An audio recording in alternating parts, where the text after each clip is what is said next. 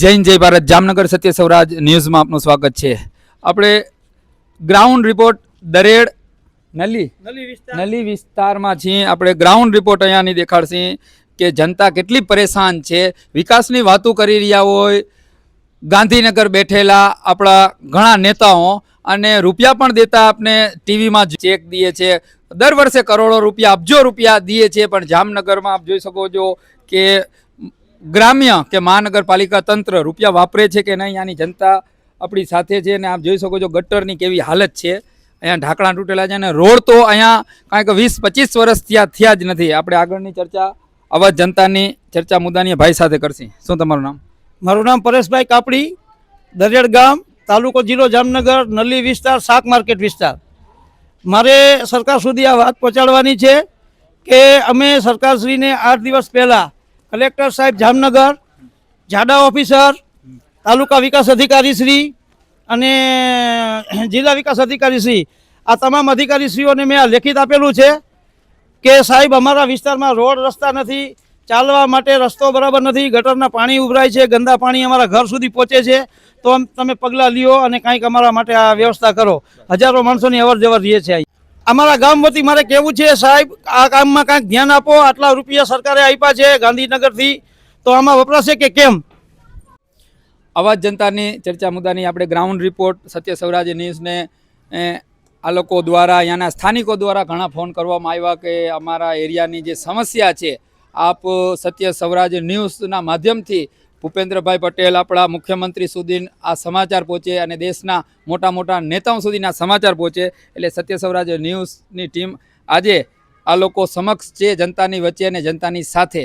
કેમ કે ઘણા ન્યૂઝવાળા એવું છે કે જે ટીવીમાં રૂસનું ને વાનું ને દેખાડે છે, પણ જે જમીનની હકીકત છે આપણા ભારત દેશની, ગુજરાતની, એ કોઈ ટીવી ચેનલવાળા બતાવતા નથી. એટલે આ ક્યાંક ને ક્યાંક જનતા પણ હવે એવું માને છે કે મીડિયા ઉપરથી જનતાને પણ ધીરે ધીરે ભરોસો ઉઠતો જાય છે કે જે જમીની લેવલ આપણે ભારત દેશની છે, ગુજરાતની છે, એ તો તમે ટીવીમાં ક્યાંય આપણે આવતી નથી. ટીવીમાં બસ વાના સમાચાર, યુક્રેનના સમાચાર, રૂસના એ જ સમાચાર આવે છે.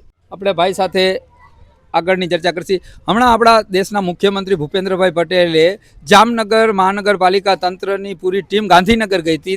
તેને 2800 કરોડ જોતા હતા, પણ ફક્ત ને ફક્ત 85 કરોડ દીધા. તો એક હું તો કહીશ આ સારું કહેવાય કે 85 કરોડ ન મળવા જોઈએ. જામનગર મહાનગરપાલિકા તંત્ર એ 85 કરોડ વાપરશે કે શું? હવે એમને તો વધારે પૈસા જોતા હતા, પણ આપ્યા છે ઓછા, કદાચ આના માટે નહીં આપ્યા હોય એવું આપણે માનીએ. એમ નહીં, 85 કરોડ મને નથી દર વર્ષે આપણે જે વાપરશે જામનગર મહાનગરપાલિકા? તો એવું લાગતું નથી કે વાપરશે. એટલે બરોબર કર્યું ને મુખ્યમંત્રી તો બરાબર જ કર્યું છે. એને 85 કરોડે ક્યાંક ને ક્યાંક હવે ક્યાં જશે કાંઈ ખબર નથી. 85 કરોડ ક્યાં જશે એ તો હવે એ જાણે. કેટલા વર્ષ ત્યાં રોડ નથી થયો? આ રોડ ને આશરે 20 વર્ષ થયા, મને બરાબર સમજાય છે ત્યાં સુધી આ 20 વર્ષ થયા રોડ થયો નથી. અને હજારો માણસોની અવર જવર આ રોડ ઉપરથી કાયમ સવાર સાંજ રહે છે. હજારો શ્રમિકો અમારા ગામમાં વસવાટ કરે છે. અહીંથી જીઆઈડીસીનો જોડતો રસ્તો છે. આ 20 વર્ષથી આ અમે પરિસ્થિતિ ભોગવીએ છીએ. આપ જોઈ શકો છો ગટરું કેવી રીતે છલકાઈ રહી છે અને આમાં બીમારીઓ થાય. આપ છોકરા જોઈ શકો છો, ભારતનું ભવિષ્ય. હું એક અપીલ કરીશ આપણા નેતાઓને, મોટા મોટા નેતાઓને, કે તમે ગાંધીનગરથી જામનગર મહાનગરપાલિકાને તંત્રને દર વર્ષે રૂપિયા આપો છો. કરોડો રૂપિયા તો ક્યાં વપરાય છે? આ જમીનની હકીકત છે. અહીંયા રોડ નથી થયો, અહીંયા ગટરની કેવી અવ્યવસ્થા છે અને આ લોકો પૈસાનો શું ભાગ પાડે છે? પૈસા જાય છે ક્યાં? ક્યાંક ને ક્યાંક મોટું ભ્રષ્ટાચાર થતું હોય ગ્રાન્ટ સિસ્ટમમાં, ને ગ્રાન્ટ સિસ્ટમ જ્યાં સુધી બંધ નથી થવાની ત્યાં સુધીને જનતાના ગલીઓ અને ઘર અને રોડ રસ્તામાં કાંઈ થવાનું નથી. આ ગ્રાન્ટો ગાંધીનગરથી મુખ્યમંત્રી ભૂપેન્દ્રભાઈ પટેલ ક્યાંક ને ક્યાંક શ્રી ભૂપેન્દ્રભાઈ પટેલ નથી પહોંચતી. આપ જોઈ શકો છો આ વિડીયાના માધ્યમથી, તમે જોજો. કેમ કે તમને જામનગર મહાનગરપાલિકા, તમે રાઉન્ડમાં જામનગરમાં આવશો તો આવા વિસ્તારોમાં લઈ જ નથી આવવાની, પણ અહીંયાથી મત તો જોઈએ જ છીએ.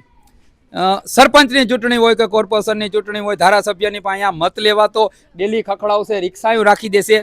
પણ આપ જમીનની હકીકત જોઈ શકો છો. કહેવામાં જનતા જીવી રહી છે કે જે મતદાન કરી સરકાર બનાવે છે, સિસ્ટમ બનાવે છે, અને પછી સિસ્ટમમાં બેઠેલા અધિકારીઓ કરોડો રૂપિયા ટેક્સના નામે જનતા પાસેથી વસૂલે છે. અને જનતા પૈસાવાળી નથી બનતી, સરકારી બધી પાર્ટીઓ પોતાના ભંડાર ભરે છે. આપણે આગળ સરપંચનો ઘર છે તે બાજુની પરિસ્થિતિ પણ જોશી. આપણે સરપંચની ચૂંટણીમાં સરપંચ ઊભા રહીએ છે. એક નવાઈ કહેવાય કે સરપંચની ચૂંટણીમાં સરપંચ દરજાના માણસ ઊભા રહીએ છે. તેમના ઘર પાસે પરિસ્થિતિ કેવી છે? અહીંયા સરપંચ રહેતા હતા અને આપ જોઈ શકો છો, જો સરપંચના ઘર આગળ આવું હોય તો બીજા એરિયાઓમાં કેવી પરિસ્થિતિ હશે. અહીંયા કોણ રહે છે? અહીંયા અમારા ગામ દરેડના ઉપસરપંચ શ્રી મેડમ દુધાગરા મેડમ અહીંયા રહીએ છે. હવે એના ઘર પાસે આ પરિસ્થિતિ છે તો ગામની પછી બીજી પરિસ્થિતિ શું હોઈ શકે? કેટલા વર્ષોથી અહીંયા રહે છે? ઈ અહીંયા ઓછામાં ઓછા 20 વર્ષ ત્યાં રહ્યા છે. હાલ આ ગંદકીના કારણે અહીંથી છોડીને જતા રહ્યા છે. એનું પણ ચાલતું નથી આ સરકારમાં. તો હવે બીજું અમે શું કરી શકીએ? પબ્લિક એ પણ ગંદકીથી ભાગી એ ગંદકીથી ત્રસ્ત થઈને ભાગેલા છે અહીંથી. હા, નહીં તો એને અહીંયા હજારો રૂપિયાનું મકાન બનાવેલું છે, લાખો રૂપિયાનું મકાન બનાવેલું છે. શું કામ છોડીને જાય? આ ગામમાં ચૂંટાયેલા છે પણ આ ગંદકીના ત્રાસથી જઈ આવ્યા છે. એની સરકાર સાંભળતી નથી એનું પણ. એ એક સમયમાં જિલ્લા પંચાયતના પ્રમુખ રહી ચૂકેલા મેડમ છે. આજે એ ઉપસરપંચ છે અમારા ગામના. તમે લેખિતમાં કેટલી વાર રજૂઆત કરી? લેખિતમાં આશરે મેં કલેક્ટર સાહેબને 15 વખત આપેલું છે. 15 ઓછી કોપી મારી પાસે છે. મેં કલેક્ટર સાહેબને અહીંયા સુધી કીધું છે કે એક વખત અમારા ગામની તમે મુલાકાત લ્યો. છતાંય કોઈ તંત્રએ મને કાંઈ જવાબ આપ્યો નથી. કોઈ પણ પ્રકારનો જવાબ આપ્યો નથી. આશરે 15 વખત મેં લેખિત આપેલું છે આ બાબતે. એટલે કેમ અહીંયા એવું દેખાઈ રહ્યું છે કે આ જે સિસ્ટમ છે, જે સિસ્ટમ ચાલી રહી છે આપણા ભારત દેશમાં, એ ક્યાંક ને ક્યાંક આપણે આ કાગળિયાનું ને કાંઈ વેલ્યુ નથી, ડસ્ટબિનમાં નાખી દઈએ છીએ અને જે આમ જનતા છે તેના કામો નહીં થાય એના તરફ જઈ રહ્યું છે ભારત. 100% આવું જ લાગે છે મને તો. મને તો કોઈ એક્શન લેવામાં આવતું નથી. કોઈ એક્શન લેવામાં આવતું કોઈ કાર્યવાહી કરવામાં આવતી કોઈ કાર્યવાહી કરવામાં આવતી નથી. અધિકારી કોઈનું સાંભળતા નથી. અહીંયા જઈએ અરજી આપવા તો કે થઈ જશે બસ આશ્વાસન આપીને કાઢી મૂકે છે. નેતા હોય તો એનું કામ થઈ જાય. નેતા હોય તો કામ થઈ જાય. એ તરત જ પૂછે છે કે તમે શું છો, કોર્પોરેટર છો, સભ્ય છો, તો તમારું કામ થશે, નકર જોશું એમ. ક્યાંકની ચૂંટણી રદ થવી જોઈએ ને કોર્પોરેટરની ચૂંટણી પણ રદ થવી જોઈએ ને. શું કામની આવી હાલત હોય? જો એરિયા અમે સરપંચને શું કામ બનાવીએ છીએ કે અમારા જનતાના કામ કરે, અમારે સિસ્ટમ સુધી જવું ન પડે. એટલા માટે અમે આને ચૂંટીને અહીંયા લાવીએ છીએ. છતાંય આ લોકોને પણ આવી પરિસ્થિતિ જો ભોગવવી પડતી હોય તો હવે બીજી જનતા તો શું કરવાની છે? થવી જોઈએ ચૂંટણી. રદ થવી જ જોઈએ. આ ચૂંટણી રદ જ થવી જ જોઈએ. સરપંચે ના જોઈએ ને કોર્પોરેટરે ના જોઈએ. કોર્પોરેટરે ના જોઈએ, સરપંચ ના જોઈએ. કામ ના કરતા હોય તો હવે ચૂંટીને શું કરવા છે? લાખો રૂપિયાના પૈસાના ધુમાડા કરીને શું? આ તો ભ્રષ્ટાચાર થાય. આ ભ્રષ્ટાચાર જ થાય. ભ્રષ્ટાચાર થયો છે અને ભ્રષ્ટાચાર થયો છે. નથી રોડ, આ ગટરની સમસ્યા. ગટરની સમસ્યા છે. બરોબર છે. આપણે અહીંયા જે સ્થાનિક જનતા રહીએ છે એ બેનને આપણે પૂછીએ કે અહીંયાના જે સ્થાનિક છે તેને પૂછીએ કે આવી ગંદકી, રોડ નથી, રસ્તાના ઠેકાણા નથી, તો તેમના છોકરાઓ સ્કૂલે કેમ જતા હશે ને આ લોકોને કેવી મુશ્કેલી પડતી હશે હાલવા ચાલવામાં. શું કહેશો? તમારું નામ શું છે? મનીષાબેન. શું કહેશો? આવી ગંદકી કેટલા સમય થયા છે? 6-7 દિવસ તો થઈ ગયા. એના પહેલા નથી? પેલે પાણી ના નીકળતું એટલે નહોતી, પણ હવે તો નીકળે છે એટલે ગંધે આવે છે બહુ ને રેવાતું નથી. રોડ હતો તમારી ગલીમાં? છે જ નહીં અમારે. નીકળી ગયો રોડ છે જ નહીં. એમ કેટલા વર્ષ થયા નથી બન્યો? ઘણા. અમે તો અહીંયા 15 વર્ષ થયા રહી છીએ. રોડ તો જોઈ ને છે ને? હા જોઈ, પણ છે નહીં. 15 વર્ષ મતદાન કરવું અધિકાર છે, મત દેવું આમ છે, ફલાણું પૂછડું એવા બેનર લાગે જ છે. એ તો દઈ આવતા હશો મત. મત તો દઈ આવે. તો કેમ રોડ નથી? એ હવે સરપંચ સાહેબ ને ખબર હોય ને. ક્યાંક ને ક્યાંક આ મતદાન થી કઈ ફાયદો તો થતો નથી. કાંઈ તમે ફાયદો એની સરકાર બનાવો, ભ્રષ્ટાચાર જ થાય છે. હા. તો આવામાં તમે કેવી રીતે જીવો છો? તમે કઈ ફરિયાદ એમ નહીં, તમે કઈ સમાચારમાં કઈ આપતા નથી? કોઈ આવતા જ નથી. કેને આપી? સમાચાર વાળા નથી કોઈ આવતા? નથી આવતા. પહેલી વાર આવ્યા છે. એમ હા. અવાજ જનતાની ચર્ચા મુદ્દાની, જનતાની સાથે ને જનતાની વચ્ચે, સત્ય સૌરાજ ન્યૂઝ. હાલો આપી નાખો. અવાજ જનતાની ચર્ચા મુદ્દાની. આટલો કચરો, આટલી ગંદકી, શું કહેશો આના વિશે? આના વિષયમાં અલગ અલગ દિવસોમાં, અલગ અલગ મહિનાઓમાં મેં આશરે 18 અરજી આપેલ છે લેખિત.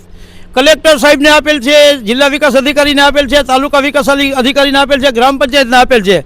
તેમ છતાં કોઈ પણ પ્રકારની કાર્યવાહી થતી નથી. માત્ર આશ્વાસન આપીને કાઢી મૂકવામાં આવે છે ઓફિસમાંથી. એક વખત હું ડીડીઓ સાહેબને રૂબરૂ મળેલો ત્યારે ડીડીઓ સાહેબે એમ કીધું કે એ ભાઈ ખુલ્લા પ્લોટમાં એ લોકો ઉપરથી ફેંકે છે કચરો, નામ છે ને તેમ છે. મેં કીધું સાહેબ જવાબદારી કેની? કચરો ફેંકે તો આજ ગમે એ દેશ હોય ત્યાંની જનતા કચરો તો ફેંકે. એ જવાબદારી સરકારની હોય, તંત્રની હોય, ગ્રામ્ય પંચાયતની હોય. એ લોકો કરોડો અરબો રૂપિયા આ કચરાના નામે લીએ છે, બધી ગ્રાન્ટના નામે લીએ છે. એની હોવી જોઈએ. મને તો તલાટી કમ મંત્રી અમારા ભ્રષ્ટાચારી હોય એવું સ્પષ્ટપણે દેખાઈ રહ્યું છે આ બાબતે. કારણ કે આટલી અરજી કરવા છતાં એક પણ કામ ના થાય તો એનો મતલબ બીજું શું થઈ શકે? અહીંયા શું છે? આ શું છે? આ પટેલ સમાજ છે. અમારા બેનું દીકરીઓના લગ્ન પ્રસંગ અહીંયા અમે કરીએ છીએ. સમાજની વાડી છે. પટેલ સમાજની વાડી છે. અમે બેનું દીકરીઓના ત્યાં લગ્ન કરીએ છીએ અને કોઈ નાના મોટા સારા નાઠા પરખાંગ અહીંયા ઉજવીએ છીએ, પણ અહીંયા પણ તમે હાલત જોઈ શકો છો, જોવી હોય તો અહીંયા પણ આ જ પરિસ્થિતિ છે કચરાની. દરેક આખામાં આ પરિસ્થિતિ છે. મેં કલેક્ટર સાહેબને અનેક વખત આ વખતે બાબતે લેખિત આપેલું છે, તેમ છતાંય તંત્રનું કોઈ આંખ ઉઘડતી નથી. મને તો ક્યાંય ને ક્યાંય ભ્રષ્ટાચાર થતો હોય તેવું જ લાગી રહ્યું છે આમાં. આ કચરો જોઈને હું કહીશ જામનગર આપણા તંત્રને, સરકારી તંત્રને, કે કોઈ પણ અહીંયા બીમારી ફાટી અને કોઈ છોકરાઓને કોઈ એવી બીમારી મોટી ફાટી તો તેનો જિમ્મેદાર ફક્ત ને ફક્ત જામનગર તંત્ર હશે. આ કચરો જોઈ લેજો અને જેમ બને એમ જલ્દી આ કચરાનો નિકાલ કરાવજો. અને જે કરોડો અરબો રૂપિયા તમે કચરાના ને નામે જે ગ્રાન્ટો ચાલુ છે તેની જવાબદારી જે ભરવાની, જો ન ભરે તો આ લોકો આગળ જતા આંદોલન અને વિરોધ પણ કરશે. આપણી સાથે આવા જ જનતાની ચર્ચા મુદ્દાની સંવિધાન આપણી સાથે, એમ કહી તો આપણે કે સંવિધાન એડવોકેટ વકીલ મેડમ છે કે જેને કાયદાની બધી જાણકારી છે, તેમની સાથે આ ચર્ચા કરશે કે આ કચરો અમારામાં ના આવે. સરકારી તલાટી મંત્રીના અધિકારીઓ એમ કહે છે, સૂત્રોથી એવું જાણવા મળ્યું છે. બેન, શું કહેશો? મૂળ સંવિધાનમાં આપણા નૈતિક ફરજો અને નૈતિક હકો બંને આપેલા છે. ત્રીજા મુદ્દામાં ત્યારે આપણને સફાઈનો, સાફ એન્વાયરમેન્ટનો, પાણીનો, શુદ્ધ ઘરનો, રહેઠાણનો, લાઇટનો, એ બધા હકો એમાં આવી ગયેલા છે આર્ટિકલ 21માં. અત્યારે આટલી ગંદકી હોય જ્યાં રોગચાળો ફાટે, લોકો એમાંથી મરી જાય, એના માટે પૂરતી મેડિકલ વ્યવસ્થા હોય ન હોય. આપણે એવું કહેવામાં આવે છે કે ભારત છે ને એ ગામડામાં વસે છે. અત્યારે હાલ આપણે જામનગર ગ્રામ્ય દરેડમાં આવ્યા છીએ, નલી વિસ્તારમાં. શાક માર્કેટ અને પટેલની વાડી છે એની બાજુમાં છીએ. જો અત્યારે આટલી ગંદકી અહીંયા હોય તો ભારતનું ભવિષ્ય ક્યાં રહીએ? સંવિધાન મુજબ આપણને સાફ એન્વાયરમેન્ટની જે રાઇટ છે એ સુપ્રીમ કોર્ટે આપેલો છે, સંવિધાને આપેલો છે, અને એના જ નામે ચરી ખાધું છે આ બીજેપી સરકારે. અત્યારે ટેક્સના નામે એટલા કરોડો અરબો રૂપિયા, મોંઘવારી એટલી વધી ગઈ, તો કામ તો કાંઈ જમીની લેવલે છે નહીં. પોતાના ખિસ્સા ભરવામાંથી કઈ બાકી વધે તો કઈ કરે ને. રોડના ઠેકાણા નથી, ગટર છલકાયા રાખે છે, જ્યાં જો અહીંયા ગંદકી. બધાને બધી ખબર જ છે 2800 કરોડની ગ્રાન્ટ માંગવામાં આવી હતી અને સીએમ ને માત્ર 85 કરોડ આપવામાં આવ્યા છે, કેમ કે બધાને ખબર છે જમીની સ્તર ઉપર કોઈ કાર્ય થતું નથી. અને આટલી ગંદકી થયા પછી જો રહેણાંક અહીંયાના વિસ્તારના લોકો હોય એ વારે વારે જો બીજેપીને ચૂંટતા હોય, અથવા તો અહીંયાના જે લોકલ અત્યારે સરપંચ હોય અથવા તો જે પણ છે એના ચાર્જમાં, જો એને મતો મળતા હોય તો એને લેખિતના વારંવાર આપ્યા પછી જો કંઈ ના થતું હોય તો આ લોકોએ વિરોધ કરવો પડે. અત્યારે હાલની ચૂંટણી આવવાની છે, એમાં એનો વિરોધ દર્શાવવો પડે. અને જો તેમ છતાંય કંઈ ના થતું હોય તો એનો ચૂંટણી ઉપર નોટા દબાવીને સખત વિરોધ કરવો જોઈએ. ક્યાંક ને ક્યાંક આપણા દેશના મુખ્યમંત્રી ભૂપેન્દ્રભાઈ પટેલે બહુ સરસ કામના કર્યું કે 85 કરોડ દીધા. એને ખબર પડી ગઈ કે જામનગર મહાનગરપાલિકા તંત્ર રૂપિયા વાપરતું નથી, એવું તમને દેખાય છે ને? 85 કરોડ કે કાંઈ વાપરતું નથી, મુખ્યમંત્રીને ખબર પડી ગઈ. મુખ્યમંત્રીને ખુદને ખબર છે ને, મુખ્યમંત્રી પણ તો એમાંથી ચૂંટાઈને આવે છે ને. એને ખબર ક્યાંક ને ક્યાંક પડી ગઈ કે આ લોકો કામ કરતા નથી. હા તો ખબર જ છે, બધાને પડદા લાગે છે. આજે અત્યારે જ હજી સીએમ આવવાના. 85 કરોડ નું શું કરશે? 85 કરોડમાંથી ઘર બનાવશે, પોતાના ગાડીઓ લેશે, કરોડોની ગાડીઓ છૂટે છે. હમણાં નવરાત્રી સમયે છૂટી, દિવાળી સમયે છૂટી, હજી છૂટે. પ્રોપર્ટી એટલી છે, જમીનો છે, એટલા પ્લોટ છે, એટલા મકાન છે, આ લોકો પાસે આટલો માલ, અને જનતા પાસે કચરો સાફે નથી થતો ને રોડની વ્યવસ્થા નથી. ક્યાંક ને ક્યાંક બધે છે ને ધ્રુવીકરણ, ભ્રષ્ટાચાર અને પોતાના ખિસ્સા ભરવાના કામ સિવાય કોઈ વસ્તુ થતી જ નથી. તમારી પાસે કોઈ હોદ્દો હોય, તમારી પાસે કોઈ સમાજના મતો હોય, એના નામે ચરી ખાવામાં આવે છે. અત્યારે હાલમાં જોઈ શકો છો અહીંયા ઢગલો એક ગાયો બેઠી છે. તમે ગાયોના નામે સંવિધાનમાં બનાવો છો કે 10 વર્ષની સજા આવે ગાયોને મારી, તો આ કૂડા કચરો ખાઈને ગાયો નથી મરવાની? ઇનડાયરેક્ટલી આ સરકારનો જવાબદારી નથી? આ મરશે તો સરકાર એના માટે જવાબદાર નથી? તો ગાયોના નામે કરોડોની ગ્રાન્ટ ક્યાં જાય છે ડબ્બાની? જો આ કચરો સાફ ના કરી શકે તો આ વિકાસ શું કરી શકશે? આ કચરો સાફ ના થાય, કચરા જેવો નિજીવી બાબત અબજો કરોડો રૂપિયાની ગ્રાન્ટો ફાળવતા છતાં તો આ શું કરી શકશે જામનગર તંત્ર? પણ અહીંયા લોકો ગરીબો છે. ગામડાનો મતલબ શું થાય? મોસ્ટ ઓફ એવું માને કે ગામડામાં જે રહેતા હોય ને ગરીબો હોય, ને આ ગરીબોની સરકાર નથી. ટૂંકમાં આ એક જ લાઈન કાફી છે એના માટે. લ્યો આમાં લાવો ઇમરાનભાઈ, ચાલુમાં અહીંયા લ્યો, પૂરું કરી નાખો. ચાલુ જ છે કે બંધ? કાપી નાખો. આપણે જોયું દરેડમાં કેવી રીતે લોકો, સ્થાનિક લોકો જીવી રહ્યા છે, અને આમાં કેવી અહીંયા એટલી દુર્ગંધ થાય છે કે અમે ખુદ ઊભા નથી રહી શકતા. એટલે ક્યાંક ને ક્યાંક જે રૂપિયા આપવામાં આવે છે કચરા સ્વચ્છ ભારત અભિયાનના નામે, રોડની ગ્રાન્ટો, એ ક્યારેય વપરાતી નથી. ગ્રાઉન્ડ રિપોર્ટ આ જામનગરની આપ જોઈ શકો છો દરેક નલી વિસ્તારની. અને ક્યાંક ને ક્યાંક મોટું ભ્રષ્ટાચાર થતું હોય, ભ્રષ્ટાચાર ઊભું નથી રહેતું, એટલે મુખ્યમંત્રી સુધીને પણ આ વાત જાવી જોઈએ કે આટલા રૂપિયા તમે દો છો તો કામ તો કાંઈ થતું નથી. જમીનની લેવલ, રોડની લેવલે કચરાથી માંડીને અહીંયા ગંદકીઓના અંબાર લગેલા પડ્યા છે. સત્ય સૌરાજ ન્યૂઝે આજરોજ મુલાકાત લીધી આખા વિસ્તારની, અને ત્યાં ઊભું રહેવાય એવી જગા નથી.